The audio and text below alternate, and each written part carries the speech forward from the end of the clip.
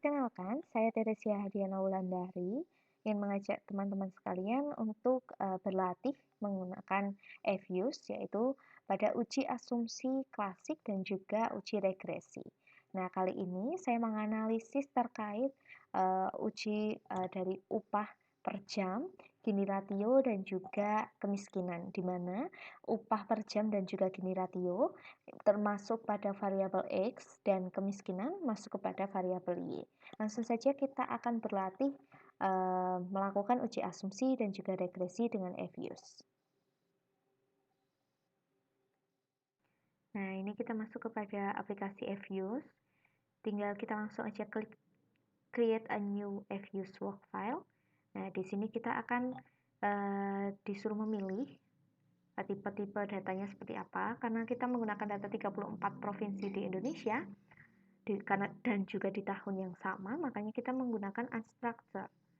Nah, setelah itu kita mengisi observasinya. Observasinya ini adalah 34 data, banyaknya kita klik aja 34, kita tulis.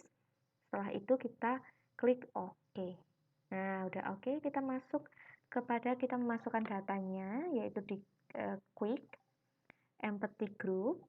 Nah, kita masukkan data yang ada di Excel, di copy, terus masukkan di paste gini.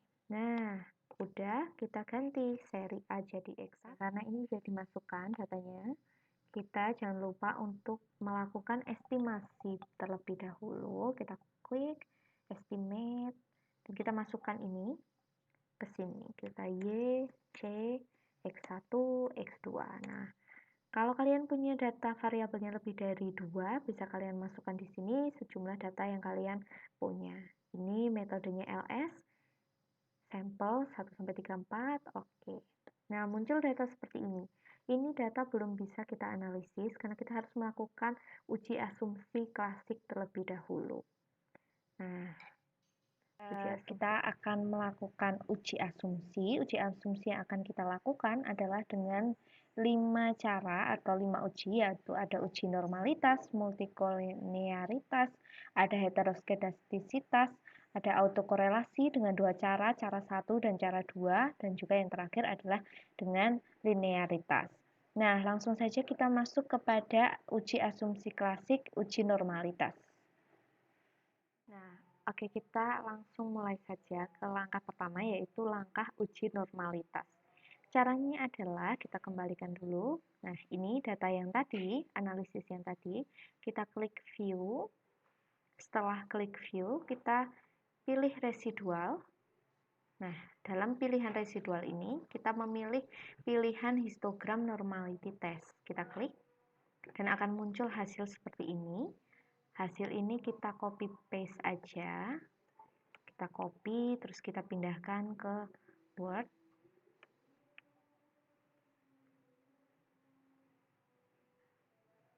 Nah, akan muncul seperti ini. Ini adalah hasil uji normalitas yang kita baru saja lakukan. Kepada uji multikolinearitas. Kita masuk lagi kepada EViews. Caranya adalah view. Kita klik view, convenience diagnosis ya, yang ini yang bawah. Terus habis itu varian, inflation factor. Nah, kita klik, muncul ini, kita copy paste lagi, kita masukkan ke Word. Ini memudahkan kita nanti untuk menganalisis. Nah, sesudah itu, selanjutnya kita ke yang selanjutnya, yaitu autokorelasi. Heteroskedastisitas.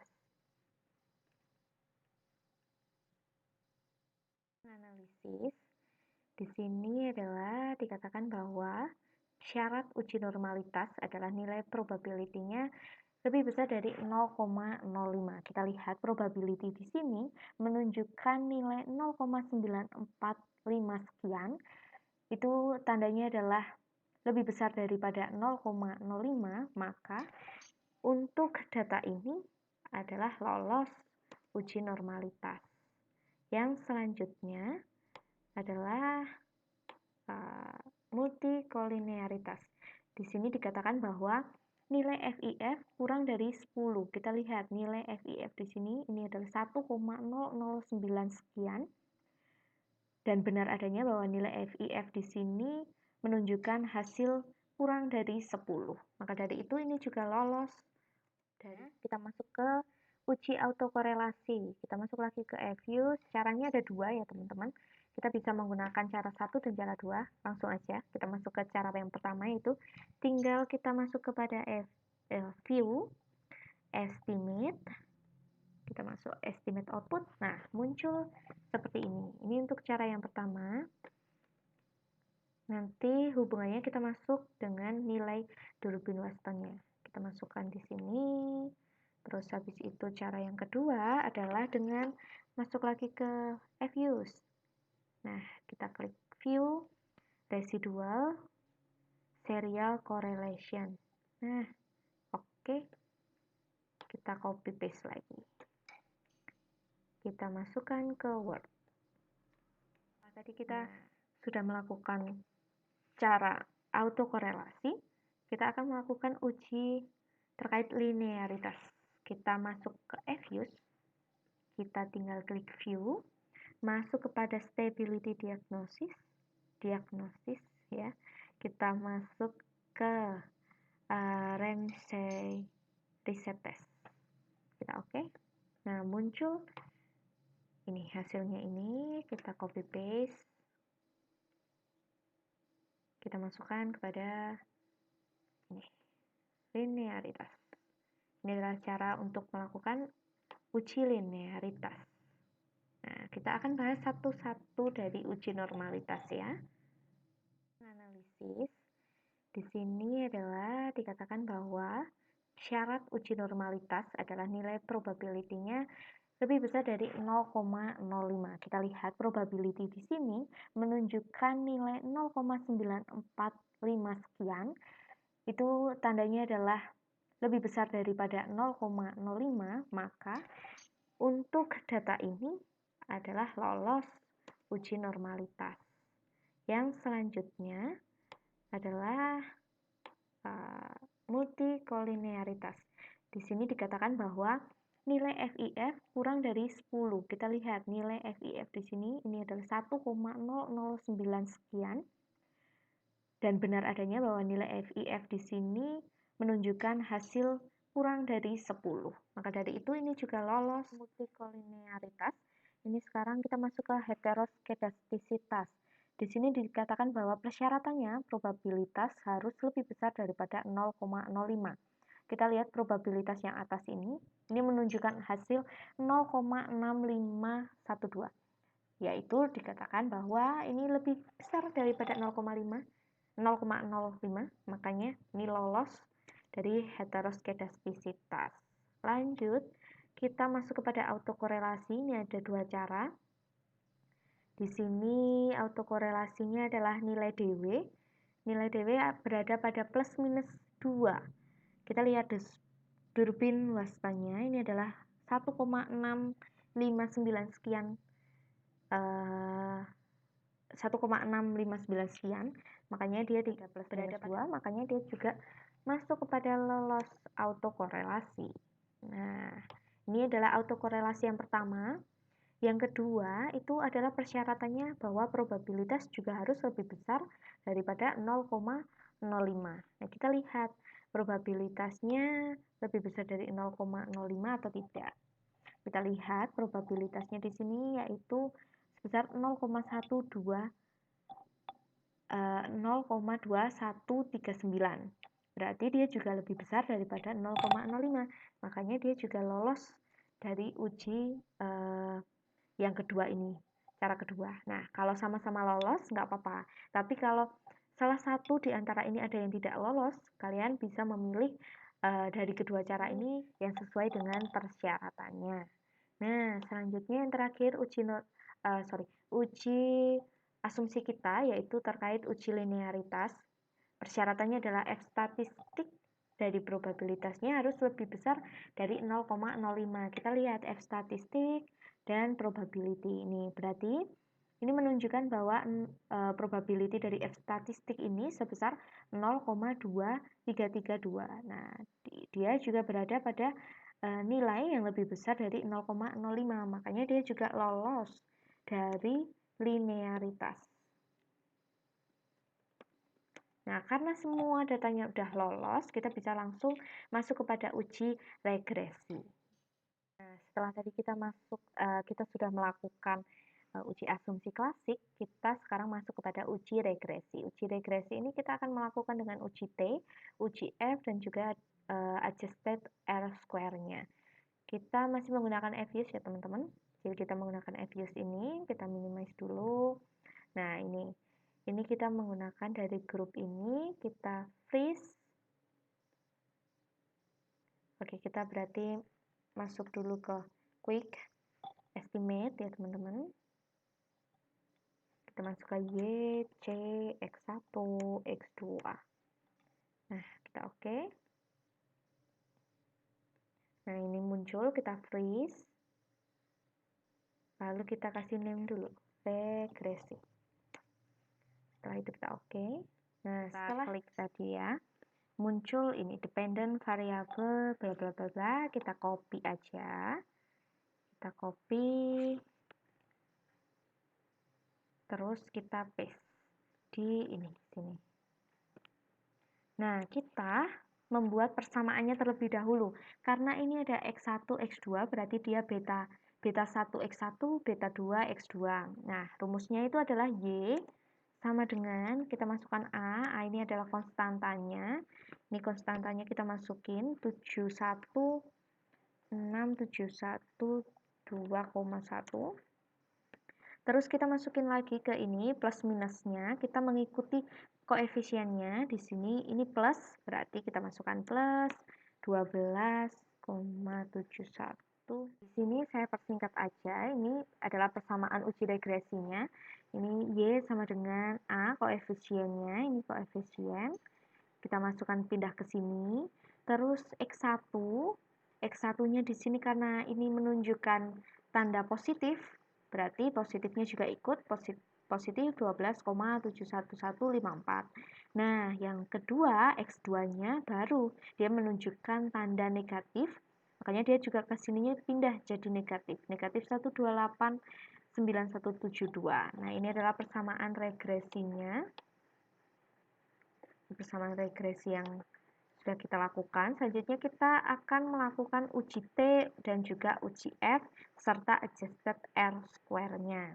Nah, dalam uji T ini adalah probabilitas kurang dari 0,05, maka dia akan berpengaruh. Tapi kita akan mengecek terlebih dahulu dengan menggunakan T-tabel. Kita akan mencari T-tabel terlebih dahulu. T-tabelnya ini kita menggunakan dengan Excel. Nah, Excel kita masukkan aja rumusnya sama dengan masukkan rumus TINV kurung buka, probabilitasnya kita masukkan 0,05, terus datanya. Tadi kita punya data 34, dikurangi 1 menjadi 33, kita kurung tutup, enter. Nah, kita ini copy paste ke Word-nya, bahwa T-tabelnya adalah sebesar 2,03 sekian. Nah, ini kita persingkat aja ya. Ini T-tabelnya kita sudah menemukan tadi 2,034515. Itu T-tabelnya. Sedangkan persyaratannya suatu data itu dikatakan berpengaruh atau tidak, itu kita melihat dengan T-hitungnya harus lebih besar dari T-tabel. Dan probabilitasnya harus kurang dari 0,05. Nah, T-hitungnya ini adalah ini, 4,904 sekian ini kita masukkan. Dan benar bahwa dia lebih besar dari 2,034 dari T-tabelnya. Dan probabilitasnya kita pakai yang ini aja, 0,0003 ini juga dia kurang dari 0,05. Berarti dia benar dan dikatakan ini adalah berpengaruh. Nah, selanjutnya ini kita masuk ke uji F. Uji F juga kita akan melihat apakah data itu berpengaruh atau tidak. Nah, Caranya juga sama, ini menggunakan F-tabel, F-hitung lebih besar dari F-tabel, dan juga probabilitas kurang dari 0,05. Nah, ini F-tabelnya kita menggunakan cara, kita masuk lagi ke Excel, terus kita masukkan sama dengan, masukkan rumus FINV, dalam kurung, probabilitas kita masukkan 0,05. Freedom yang pertama ini adalah variabel kita tadi ada 2. Terus yang kedua, freedomnya adalah jumlah data. Ini 33, kita masukkan, enter. Ketemu, kita copy, kita masukkan ke sini. Nah, setelah kita masukkan, kita lihat lagi bahwa F-hitung lebih besar dari F-tabel. F-hitung, F-tabelnya ini kan 3,284 sekian. Ini kita copy lagi, kita masukkan ke sini. Dan benar bahwa F-hitung ini lebih besar dari F-tabelnya. Sekarang kita lihat probability-nya yang punya F. Probability F statistik di sini ditunjukkan dengan 0,0000 sekian ya. Kita anggap aja segini, yang sudah jelas bahwa ini kurang dari 0,05. Jadi makanya ini juga berpengaruh. Ya, variabelnya berpengaruh terhadap Y. Jadi kita akan melihat adjusted R-square-nya. Adjusted R-square ini kita akan melihat seberapa besar berpengaruhnya variabel itu terhadap variabel X terhadap variabel Y-nya. Nah, karena nilai dari R-square-nya ini adalah 0,545128, makanya ini kita presentasikan atau kita presentasikan menjadi 54,51%. Itu artinya bahwa ini berpengaruh sebesar 54,51%. Nah, sedangkan dari variabel lain itu sejumlah 100% dikurangi 54,51%. Itu adalah sebesar 5,49%. Jadi dia dikatakan bahwa variabel X itu berpengaruh sebesar 54,51% kepada variabel Y, sedangkan 45,49%-nya berasal dari variabel lain, atau ini yang dinamakan standard error. Nah, selanjutnya kita akan melihat tanda. Beda tandanya dari C, X1, dan juga X2. Di sini kita lihat dari koefisiennya. Koefisiennya ini, C-nya ini adalah tandanya positif, X1 adalah positif, dan juga X2 adalah negatif. Artinya apa? Jika tanda ini positif, maka dia adalah berpengaruh searah atau sejalan dan selurus, berbanding lurus. Sedangkan kalau X2-nya ini adalah negatif. Negatif artinya dia berbanding terbalik, atau setiap X-nya bertambah, maka Y-nya akan menurun. Begitu. Ada juga yang mengatakan bahwa peningkatan sebesar 1% dari X akan mempengaruhi penurunan pada Y sebesar 99%. Jadi, pada intinya adalah yang kita analisis kali ini, upah per jam, dan juga X2-nya adalah Gini ratio, dan Y-nya adalah kemiskinan, itu X1 dan X2-nya berpengaruh 54,51%, dengan X1 ini mengarah pada positif atau searah, jadi upah ini adalah berpengaruh searah, dan X2-nya adalah berpengaruh berbanding terbalik. Jadi ketika nanti Gini ratio ini mengalami peningkatan, maka kemiskinan akan mengalami penurunan. Begitu menurut teori dari asumsi yang kita gunakan ini. Sedangkan variabel lainnya, standar error-nya sebesar 45,49. Nah, oke, baik, itu adalah rangkaian kita belajar uji asumsi klasik dan juga uji regresi menggunakan FUs. Jika ada salah kata ataupun perbuatan, saya meminta maaf. Sekian dari saya dan terima kasih. Bye.